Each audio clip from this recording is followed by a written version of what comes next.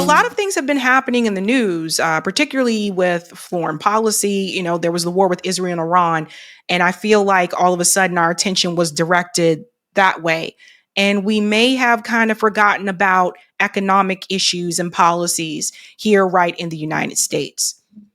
Well, I've had a chance to look at the numbers, and I think you need to see this. Check this out. The US economy shrank 0.5% in the first quarter, worse than earlier estimates had revealed. Yeah, we got to get back to the economics here, guys. We got to talk about what is happening to the economy. The US economy at a 0.5% annual pace from January through March. As Trump trade wars disrupted business, the Commerce Department reported Thursday in an unexpected deterioration of earlier estimates. First quarter growth was weighed down by a surge of imports as U.S. companies and households rushed to buy foreign goods before Trump could impose tariffs on them. The Commerce Department previously estimated that the economy fell 0.2% in the first quarter. Economists had forecast no change in the department's third and final estimate. So I want to show you the chart here so you can see the U.S. economy shrinks. Again, the gross domestic product contracted for the first time in 3 years, shrinking at an annual rate of 0.5% in the first 2025 quarter. To revise Commerce Department estimates, look at the graph here, folks. This is where we are now. Now you can compare it to the other quarters here, 2.4%. This is 2024, 3.1, 3, 1.6, 3.2, 4.4. So you get the idea. That's not good for us. Let's go on a little bit more. The January-March drop in gross domestic product, the nation's output of goods and services, reversed a 2.4 increase in the last 3 months of 2024 and marked the first time in 3 years that the economy contracted. Imports expanded 37 to 9%, fastest since 2020. Again, 2020 was the pandemic, and pushed GDP down by nearly 4.7 percentage points. Consumers' spending also slowed sharply, expanding just 0.5%, down from a robust 4% in the fourth quarter of the last year. It is a significant downgrade from the Commerce Department's previous estimate. This is the thing that we cannot forget to discuss, and that's the economy. And I feel like the economy has been taking a backseat, at least in the news world, because we were, right at World War III's doorstep. So rightfully so, we were going to focus on that. But we can't forget about it. And I want to give everybody a heads up about this. All these changes that you're seeing happening right now with the culture wars, like some of the things that changing the name of ships and all this kind of stuff, that's a distraction. None of that matters when the economy is concerned. So Donald Trump is changing. He's making those changes for the culture war to fit one side of the base or people who really wanted that. But they're not making changes that are helping the economy. And this is what I've been trying to tell people. Again, where are working class people today compared to 2 years ago, 3 years ago? The economy is still an issue. Now, a number of people are going to say, well, he just got in office. I get all that. But I do not want you to take your eye off the economy. This should be one of the more pressing issues. Consumers have turned jittery since Trump started plastering big taxes on imports, anticipating that the tariffs will impact their finances directly. So does everybody see what is happening here? Federal government spending fell at 4.6% annual pace, the biggest drop since 2022. In another sign that Trump's policies are disrupting trade. Trade deficits reduce GDP, but that's just a matter of mathematics. GDP is supposed to count only what produced domestically, not stuff that comes in from abroad. So imports, which show up in the GDP report at as consumer spending or business investment have been subtracted out to keep them from artificially inflating domestic production. So again, we are not going to take our eye off of the economy and a lot of all this other stuff that you guys are seeing in the news. Again, I feel like it's a distraction. So when I say get ready, get ready. Connected to this story is important as well. We're also seeing something when it comes to employment. Check this out. Unemployment among young college graduates outpaces overall U.S. joblessness rate. Now, again, we are no longer in the pandemic. It is 2025. And we are seeing once again, the unemployment rate is increasing. This is with college graduates. So let's go into this. This is all connected, folks. I want to make it a little bit bigger for people to follow along. Okay. While completing a master's degree in data analysis, Pawasha Zahid moved from Dallas to a town near Silicon Valley. The location made it easy to visit the campus of tech stalwarts such as Google, Apple, and Nvidia. Zahid, who's 25, completed her studies in December, but so far she hasn't found a job in the industry that surrounds her. Ding, ding, ding, ding, ding.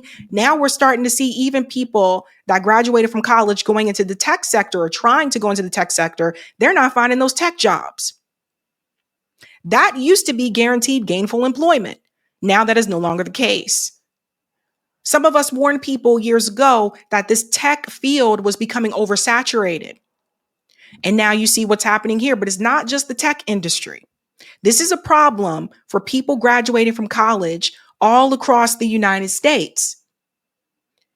Zahid went on to say, it stings a little bit. I never imagined it would be this difficult just to get a foot in the door. By the way, it is June. They graduated in December. Young people graduating from college this spring and summer are facing one of the toughest job markets in more than a decade. The unemployment rate for degree holders ages 22 to 27 has reached its highest level in a dozen years, excluding the pandemic. Joblessness among that group is now higher than the overall unemployment rate, and the gap is larger than it has been in more than 3 decades. We have a problem. I try to warn people that the college kids weren't getting these jobs. And I first saw it when I was still working in higher education. I no longer work in higher education anymore, but I started seeing it towards towards the tail ends of the pandemic, right? And we had the pandemic, so I pointed to that as the reason. But now we're seeing it again.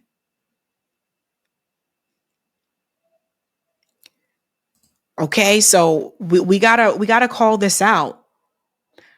The rise in unemployment has worried many economists as well as officials at the Federal Reserve because it could be an early sign of trouble for the economy.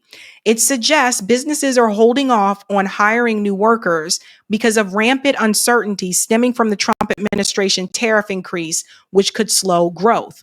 That could be part of it. But I also want to bring up this part as well. Young people are bearing the brunt of a lot of economic uncertainty. This is from an economist from Upjohn Institute. The people that you often are most hesitant in hiring when economic conditions are uncertain are entry-level positions. Let's pause there for a second because we need to talk about these so-called entry-level positions because they're not even entry-level anymore. It used to be that an entry-level position meant that you could have 0 to 1 years of experience. Nowadays, you look at a job that's entry-level position, they want you to have 3 to 5 years experience. Is that really entry level? They make it more difficult for you to get those jobs. It's also a way to weed people out, to cut back on the number of applications. So it's a lot happening. And I'm really concerned about the number of people graduating from college that had student loans that are not finding jobs. Because the reality is you only got they give you 6 month grace period to find a job before you have to start paying those loans back. This isn't the '08 housing crisis. This isn't 2020 pandemic days. This is 2025. It goes on to say here, the growth of artificial intelligence may be playing an additional role by eating away at positions for beginners in white collar professions such as information technology, finance, and law. Law was oversaturated when I was an undergrad. So there's that.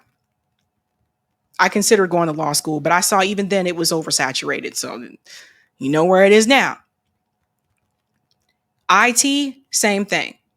Used to be a number of people say, oh, I'm going to study information technology. I'll become an IT specialist. They don't really need to hire you like that anymore because of AI. Same thing with finance. This is the warning that Andrew Yang was trying to alert people about when he was running for president. Andrew Yang warned people that a lot of these jobs are going to be taken by AI, and we're seeing it play out. So now you essentially have groups of students that have college degrees that they can't even really use. Same thing happened with many of us that graduated when I was an undergrad. And you look at the '08 housing crisis, how a lot of people got these degrees and they weren't able to get jobs in those fields. The point is, a college degree doesn't guarantee that you're going to have the American dream anymore. Not these days. It goes on to say here, higher unemployment for younger graduates has also renewed concerns about the value of a college degree. Here we go. More workers than ever have a 4-year degree, which makes it less of a distinguishing factor in job applications. Murat Toski, an economist at JP Morgan, calculates that 45% of workers have a 4-year degree. That is up from 26% in 1992. So do you guys see what's happening here? Now let's connect all this together. The economy fell worse than it was predicted to by that 0.5%. And then also, as you can see here, the college graduates are having difficulty finding a job. It's all connected. Now I'm going to say this, and, pass this on to your kids. Ultimately, parents, I know you can't always stop what your kids do, but you can share this information with them. I'm going to keep it real and 100 with you. Right now, nowadays, I would not recommend attending college if you have to take out student loans, if you are not going to be guaranteed to make at least $150,000 a year. Just keeping it real with you. I would not recommend it. Because here's the thing.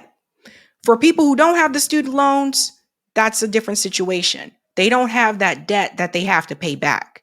So if it takes them longer to find a job, a lot of times some of them can go work at their parents' business, or they can stay with their parents while they sort out their life and figure out what they want to do.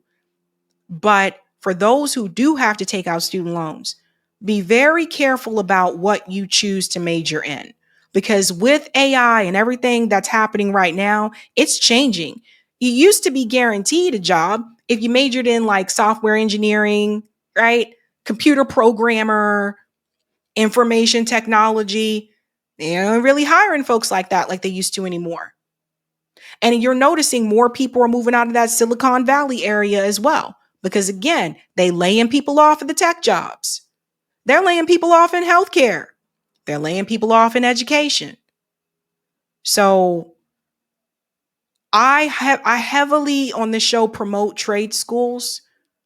I know welders are in high need, especially if you're female, by the way. If you're a female welder, that is a high needed request. I don't know if everybody knows that. But the reality is, we knew that AI was going to have an impact in the job market. We knew it was inevitable at some point. But you combine this with the economy not performing well. And I want you to think about all these other distractions that have been happening around us. You see, it's interesting because the media will put something in our face and we'll look there, and forget about what's over here. So I just want to remind everybody the economy is not doing well. And while everybody's focused on changing names of ships or changing holidays and all this jazz, it is pulling your attention away from a failing economy, which was only inevitable at some point because the United States is in serious decline. Hey guys, this was a Sabby clip. If you like what you saw, hit that like button and subscribe.